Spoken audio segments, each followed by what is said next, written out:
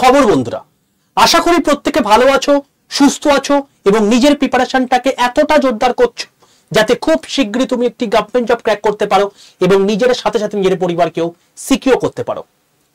তো welcome to railway and police আড্ডা 2% Bengali official YouTube channel. আমি তোমাদের সাথে সুদীপ্ত স্যার, এবং আজকে তোমাদের যে জিনিসটার জন্য অপেক্ষা ছিল সেই প্রতীক্ষার অবসান আজকে হলো কিনা, আলটিমেটলি তোমাদের 17ই নভেম্বর থেকে পরীক্ষায় বসতে পারবে কিনা, এই সমস্ত জিনিসপত্র নিয়ে ক্যাট কি বলল, এই সব কিছু আমি তোমাদেরকে এই ভিডিওর মধ্যে আলোচনা করব।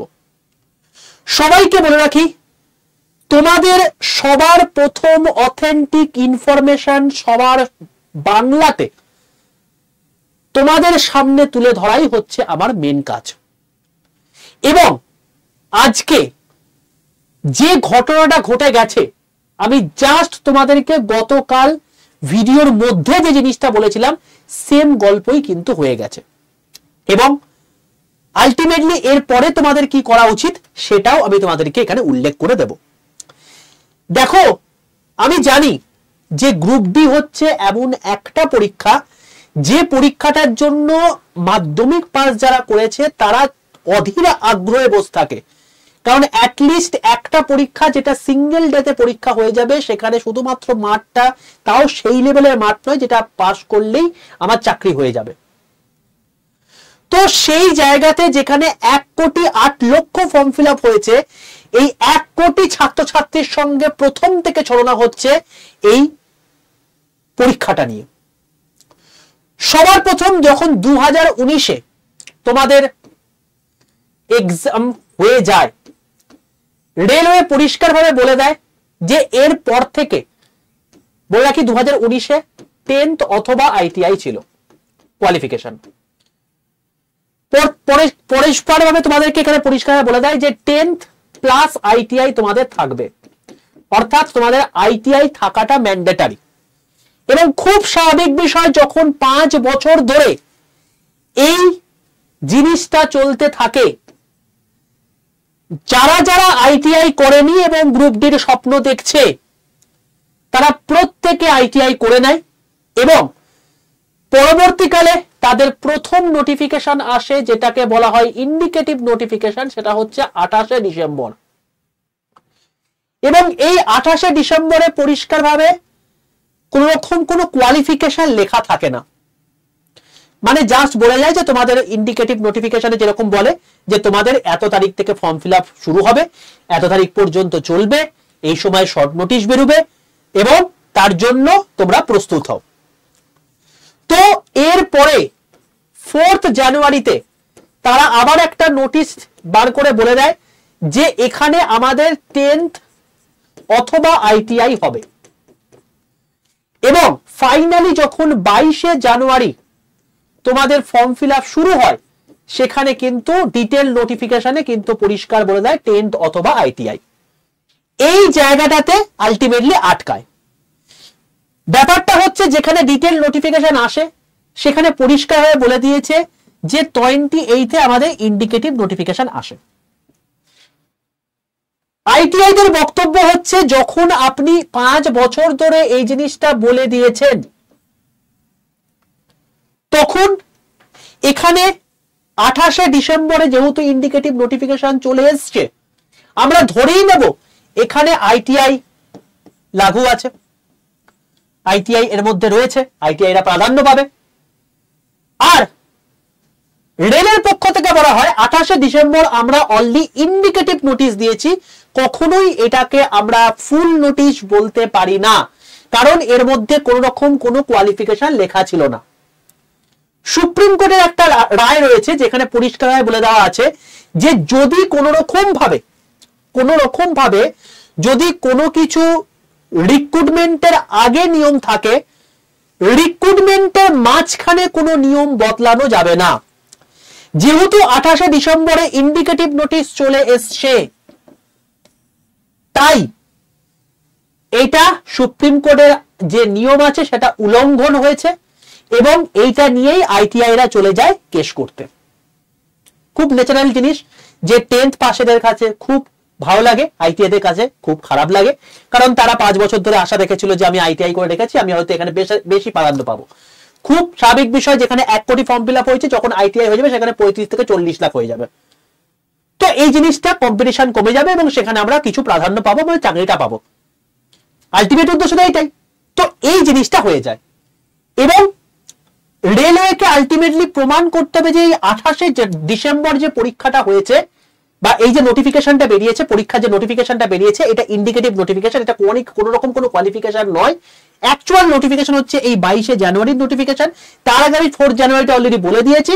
তো এইটা কোনোভাবে আমাদের মানে নোটিফিকেশনের মধ্যে পড়ছে না, এইটা রেলওয়েকে প্রুফ করতে হবে, যার জন্য এত কেচ্ছা এবং যার জন্য দীর্ঘদিন ধরে তারিখের পর তারিখ, তারিখের পর তারিখ, তারিখের পর তারিখ হয়ে যায়। তো 28 ডিসেম্বর, এই 28 অক্টোবর তোমাদের অ্যাকচুয়ালি এই জিনিসটা হাইকোর্টে যায়। হাইকোর্টে পরিষ্কারভাবে বলে যায় যে এই যে তোমাদের যে নোটিফিকেশন যা কিছু হচ্ছে বা যা কিছু চলছে, এই সমস্ত কিছু রায় যা আছে সব ক্যাট নির্ণয় করবে। যখন আমরা বলেছি স্টে রয়েছে, তো স্টে থাকাকালীন কি করে আপনি এক্সাম ডেট ঘোষণা করতে পারেন বা এক্সামের জন্য অ্যাপ্লিকেশন স্ট্যাটাস শো করতে পারেন। এখানে রেলওয়ে যিনি চেয়ারম্যান ছিলেন তিনি পরিষ্কারভাবে বলে দেন যে এইটা কখনোই আমরা নভেম্বর মাসে যে মানে পরীক্ষা হবে সেটা নিয়ে আমরা কখনোই উদ্গ্রীব নই, আগে ডিসিশন আসুক সেই অনুযায়ী আমরা করব। কিন্তু যখন আজকে ক্যাটে অ্যাকচুয়ালি আজকে যে কেসটা হয় সেটা মোটামুটি ভাবে 12টা নাগাদ হওয়ার কথা ছিল, কিন্তু সে সময় রেলের সমস্ত আধিকারিক আসেনি, সেই জন্য পরবর্তীকালে তারা রিকোয়েস্ট করে যাতে আজকে লাঞ্চের পর জেনারেলি তোমার বসে। তো মোটামুটি ভাবে 2:30টার সময় ক্যাটে প্রায় 1.5 ঘন্টা ধরে এর বিশ্লেষণ হয়, এই সেম কথাই উঠে আসে এবং এখানে যে কথাটা চেয়ারম্যান হাইকোর্টে বলেছে তার পুরোপুরি অপোজিট কথা ক্যাটে আধিকারিকদের মধ্যে বলতে দেখতে পাওয়া যায়। এখানে হাইকোর্টে গিয়ে চেয়ারম্যান কি বলেছে যে আমরা কোন রকম ভাবে উদ্গ্রীব নয়, যখন নোটিফিকেশন অনুযায়ী জাজমেন্ট আসবে সেই অনুযায়ী আমরা ডিসিশন নেব এবং সেই অনুযায়ী আমরা পরীক্ষা নেব। কিন্তু ক্যাটে যখন এই জিনিসটা আসে, এখানে পরিষ্কারভাবে কিন্তু রেলওয়ের যারা কর্মচারী আছে বা আধিকারিক আছে তারা পরিষ্কারভাবে জোর দেয় যে আমাদের নতুন করে 2025-এর জন্য রিক্রুটমেন্ট বার করতে হবে, 2024-এর recruitment as soon as possible আমাদেরকে এন্ড করতে হবে। তো তার জন্য আমার পরীক্ষাটা 17 নভেম্বর থেকে শুরু করতে হবে অ্যাট এনি কস্ট, এটার জন্য আমি করতে হবে, বাট এই কেসের জন্য আমরা করাতে পারছি না, এটাকে as soon as possible end করুন। তো বেসিক্যালি রেল কিন্তু 17 নভেম্বর নিয়েই চলছে, কোন রকম ভাবে কোন গাফিলতি করার চেষ্টা করছে না। তো এখন তাহলে মেন বক্তব্য কি? মেন বক্তব্য হচ্ছে এটাই যে আজকে রায় কি এলো।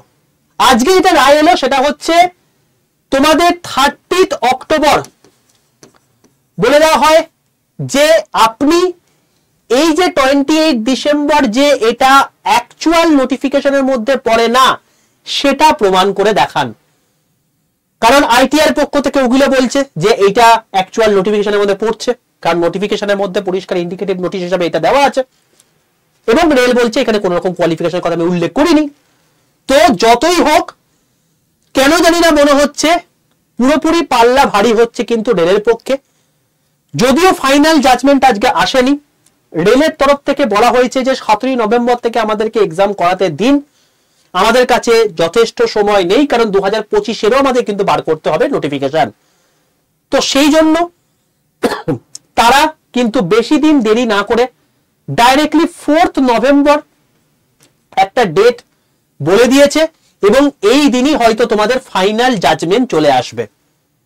আমি জাস্ট তোমাদেরকে একটা কথা বলবো, যদি 4 নভেম্বর আজকে এই জিনিসটা হচ্ছে আমাদের জায়গা যে 4 নভেম্বর তোমাদের জাজমেন্ট আসবে, কি আসতে পারে? হয় সেটা আসবে 10th এর পক্ষে, মানে 10th অথবা আইটিআই, আর কি আসতে পারে 10th প্লাস আইটিআই। এবার তুমি আমাকে বলো ভাই, যদি আজকে 1,08,00,000 পরীক্ষার্থী আজকে ফর্ম ফিল আপ করেছে এটা দেখে, এই জিনিসটা দেখে। যদি 10+ ITI হয় তাহলে মাধ্যমিক যারা পাশ করেছে তারা কি সুপ্রিম কোর্টে যাবে না? যাবে কি যাবে না বলো আমাকে? যাবে তো, কারণ আমি আলটিমেটলি তো ভুল করিনি, এটা রেল আমাদেরকে করিয়েছে, আমাকে যোগ্যতা অনুযায়ী আমি ফর্ম ফিল আপ করেছি, তো সেখানে কেন আমাকে এখন বর্তমানে পরিবর্তন করা হচ্ছে? সুপ্রিম কোর্টে যাবে। সেম গল্প যদি আজকে ITI এর পক্ষে না যায় তাহলে ITI রা কি করবে? ITI রা যাবে। এখানে 10th অথবা ITI আছে, মানে এখানে অ্যাকচুয়ালি যাবে হচ্ছে ITI রা, কারণ এখানে ITI রা ডিপ্রাইভড রয়েছে। আর এখানে কি যাবে? এখানে যাবে হচ্ছে তোমাকে 10th রা। এখানে তারা কি করবে? এখানে 10th রা যাবে সুপ্রিম কোর্টে এবং তারা বলবে যে আলটিমেটলি ITI হওয়া ছিল, ক্যাট এর পরিপ্রেক্ষিতে আমি রাজি হইনি, কারণ ক্যাট যে ডিসিশন দিচ্ছে সেটাতে আমি মানছি না, সুপ্রিম কোর্ট আপনি আমাকে অ্যাকচুয়ালি ডিসিশন জানান। তো কোনো পক্ষই যেখানেই জাজ হোক না কেন, কোনো পক্ষই কিন্তু আলটিমেটলি প্রপার সুরাহা পাবে না, ক্যাটের যাই জাজমেন্টটা আসুক এই 4th নভেম্বরে। আমি এইটুকু তোমাদেরকে বলতে পারি, আমি প্রথম দিন থেকে তোমাদেরকে বলে এসেছি যে এখানে এই লড়াইটা করলে না আলটিমেটলি তোমরা ডিপ্রাইভড হচ্ছ। দিনের পর দিন সময় চলে যাচ্ছে, দিনের পর দিন আর কোনো কিছুতে মন লাগাতে পারছো না, বয়স পেরিয়ে যাচ্ছে, হয়তো পরের বছর তুমি পরীক্ষায় বসতেই পারলে না। রেলের তো ভালো, যত লোক না নিতে হবে তত ভালো, আর তোমরা কি করছো? তোমরা নিজেদের মধ্যে ঝামেলা করছো। এখানে সবচেয়ে সুরাহা কি হতে পারে? সবচেয়ে সুরাহা হচ্ছে এটাই যে 32,000 ভ্যাকেন্সি যেটা দিয়েছে সেটা 1 লাখ ভ্যাকেন্সি হবে। এই 1 লাখ ভ্যাকেন্সির মধ্যে 50,000 আমাদের থাকবে হচ্ছে 10th দের জন্য, আর 50,000 থাকবে হচ্ছে আমাদের ITI দের জন্য। কেউ ডিপ্রাইভড হবে না, সবাই বসতে পারবে, কারণ কোনো সমস্যা হবে না। বাট এটা করবে না, তোমরা নিজেদের মধ্যে ঝামেলা করবে এবং এখানেই এরপর এই কোর্ট, এরপর এই কোর্ট। তোমরা নিজেরা বলো ভাই, যে তোমরা যদি এই জিনিসটা হয় এতে তুমি সিলেকশন পাবে, নাকি এরকম করে সুপ্রিম কোর্টে গিয়ে তোমাদের আলটিমেটলি এরকম প্রচুর জন আছো যাদের বয়স এবছরে 32, যখন 2026 নোটিফিকেশন বেরোবে 33 বছর তোমার লাস্ট এজ, এই কোর্ট কাছারি করতে করতে তোমার হয়তো এই জিনিসটা 33 পেরিয়ে 34 হয়ে গেল, তুমি কি পরীক্ষায় বসতে পারবে? আলটিমেটলি কি হলো? তোমারই তো ক্ষতি হলো না। তুমি যদি একটা অ্যাটেম্প বেশি পেতে তুমি হতে পারে চাকরি পেয়ে যেতে।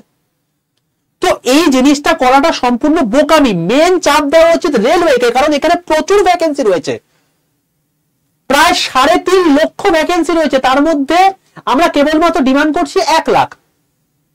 তোমাদের কি রায় অতি অবশ্যই কমেন্টে লিখে জানিও। আর যে কোনো আপডেট যখনই আসবে আমি অবশ্যই তোমাদেরকে এই চ্যানেলে আপডেট দেব, তাই চ্যানেলটাকে প্রত্যেকে সাবস্ক্রাইব করে পাশে থাকা বেল আইকনটা ক্লিক করে রাখো। এই চ্যানেলের মধ্যে দেখো রেলের NTPC এখন ফর্ম ফিল আপ চলছে, মানে আন্ডার গ্রাজুয়েট লেভেলে আমি ভিডিও করে দিয়েছি, পোস্ট প্রেফারেন্স দিয়ে ভিডিও করে দিয়েছি।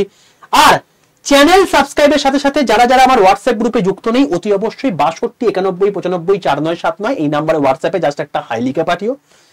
দেখবে তোমাদের কাছে অটো জেনারেটেড 6টা হোয়াটসঅ্যাপ গ্রুপ চলে এসছে, তার মধ্যে সবার প্রথম গ্রুপ যেটা রয়েছে সেটা হচ্ছে রেল গ্রুপ। তার নিচে একটা গ্রুপের লিঙ্ক আছে, সেই লিঙ্কটাই ক্লিক করে প্রত্যেকে জয়েন করে যেও। আমি তোমাদেরকে একটা কথাই বলবো ভাই, এরকম করে নিজেদের মধ্যে মারামারি করে কিছু লাভ নেই। আমি যা যা যা আসবে সবকিছু তোমাদেরকে এই গ্রুপের মধ্যে জানিয়ে দেবো, সবকিছু তোমরা পাবে। কিন্তু মেন ব্যাপার হচ্ছে এটাই, আমাদেরকে এই জিনিসটা হওয়াটা বাঞ্ছনীয়। যতই ক্যাট ডিসিশন দিক আলটিমেটলি এক পক্ষ ভালো লাগবে আর এক পক্ষ অপর ডিপ্রাইভ হয় বলে মনে হচ্ছে, তারা চলে যাবে সুপ্রিম কোর্টে, পুরো জিনিসটা স্টে হয়ে যাবে। তো এর থেকে বেটার আমার মনে হয় যে অতি অবশ্যই নিজেদের মধ্যে ঝামেলা না করে রেলের উপর প্রেসার ক্রিয়েট করে আমরা এখান থেকে যদি বেশি ভ্যাকেন্সি নিয়ে আসতে পারি সেটা আমাদের জন্য বেটার। অতি অবশ্যই তোমরা কমেন্ট সেকশনে লিখে জানিও তোমাদের কি রায়। বাকি তোমাদের সঙ্গে তো আগামীকাল 11টা 15 লাইভ ক্লাসে দেখাই হচ্ছে, সেখানে বাকি ডিসকাশন হবে। মনোবল হারিও না, এগিয়ে চলো। আমি এইটুকু তোমাদেরকে বলতে পারি, এখন যেটা 18,000 বেসিক পে গ্রুপ ডিতে রয়েছে, তোমাদের 2026-এ বলে দিয়েছে পরিষ্কারভাবে যে তোমাদের কিন্তু 8th পে কমিশন লাগু হয়ে যাবে এবং এটাই পরবর্তীকালে কিন্তু মোটামুটি হবে 32 থেকে 35,000 তোমার হচ্ছে বেসিক পে হয়ে যাবে। মানে তুমি মানে যে অ্যামাউন্টটা হবে সেটাতে তোমার মোটামুটি 50 থেকে 55,000 তোমার স্টার্টিং স্যালারি হবে যারা গ্রুপ ডিতে জয়েন করবে। তো তুমি এই অ্যামাউন্ট গ্রহণ করতে চলেছো, এই অ্যামাউন্টে চাকরি করতে চলেছো। তো নিজের প্রতি একটু ধৈর্য রাখো, যাই হবে আগামী 1 বছরের মধ্যে সমস্ত কিছু রিক্রুটমেন্ট প্রসেস কমপ্লিট হয়ে যাবে। নিজের পড়াশোনাটা ছেড়ো না। বাকি আমার মনে হয় ডিমান্ডটা এইটা করলে বেটার হয় নাকি নিজের মধ্যে ঝামেলা করে। তোমাদের কি রায় কমেন্ট সেকশনে জানিও। আর যদি চ্যানেলটাকে সাবস্ক্রাইব না করে থাকো, চ্যানেলকে সাবস্ক্রাইব করে পাশে থাকা বেল আইকনটা ক্লিক করে রেখো, কারণ অথেন্টিক ইনফরমেশন সবার প্রথম আমি তোমাদেরকে এই চ্যানেলে ভিডিও করে দিয়ে যাবো। ঠিক আছে ভাই, দেখা হচ্ছে তোমাদের সঙ্গে নেক্সট ভিডিওতে। ততক্ষণ পর্যন্ত stay tune with the railway and police @2% Bengali official YouTube channel.